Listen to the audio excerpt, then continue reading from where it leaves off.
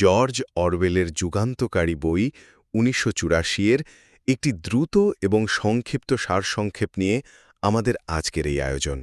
জানেন তো, ১৯৪৯ সালে লেখা এই বইটি মূলত স্বৈরাচারী সরকার কিভাবে প্রোপাগান্ডা দিয়ে ক্ষমতা ধরে রাখে আর সত্যকে ধামাচাপা দেয়, তারই এক চমকে দেওয়ার মতো বাস্তব চিত্র, যা কিনা আজকের দিনের পলিটিক্যাল স্ট্র্যাটেজির সাথেও একেবারে হুবহু মিলে যায়।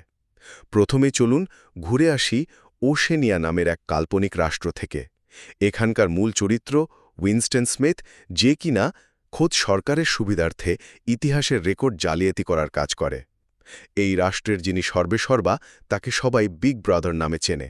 আচ্ছা, আপনারা যে জনপ্রিয় টিভি শো বিগ বস দেখেন, সেটা কিন্তু এই বিগ ব্রাদারের কনসেপ্ট থেকেই আসা।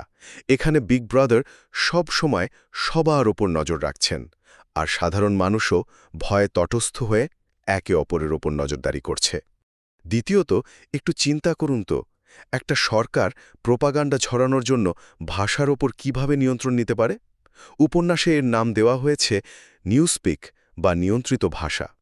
সরকার খুব কৌশলে ভাষার শব্দভাণ্ডার এতটাই কমিয়ে আনে যে মানুষের মাথায় স্বাধীনতা বা বিদ্রোহের মতো কোনো চিন্তাই আর আসতে পারে না। জাস্ট ভাবা যায়।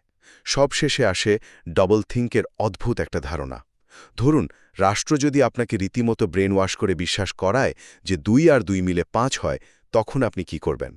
ঠিক এইভাবেই সরকার মানুষের মনস্তত্ত্ব নিয়ন্ত্রণ করে আর নিজের সুবিধামতো একটা ফেক বাস্তবতা তৈরি করে নেয়, যেখানে আসল সত্য খোঁজার কোনো সুযোগই আপনার নেই। সোজা কথায়, সংগঠিত ক্ষমতার সামনে সত্য যে কতটা ভঙ্গুর হতে পারে, তার এক অস্বস্তিকর কিন্তু অত্যন্ত জরুরি দলিল হল এই বই।